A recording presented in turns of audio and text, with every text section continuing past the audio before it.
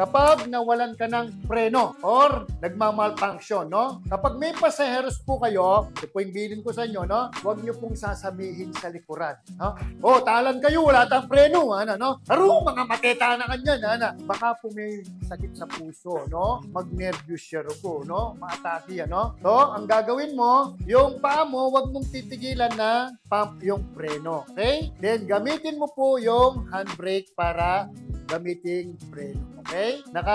Yung pin po, no? Nakapindot, up and down, okay? Ganyan din po, no? Pag manual, from 5th gear, clutch down, 4th. Or mag-downshift ka, gradual. Hindi yung 5th gear, ilagay mo agad sa 1st gear, no? 5th gear, clutch down, 4th. Then, lalakad na naman siya, clutch down, 3rd, 2nd, hanggang mag-1st, hanggang makahinto siya. Okay? Use parking brake. Ito po yung parking brake, no? Bilang handbrake, no? Okay? Then, use soft grass area if necessary. Okay? Ganun po, ha? Then, next, ito naman po kapag uminit yung makina or nag-overheat.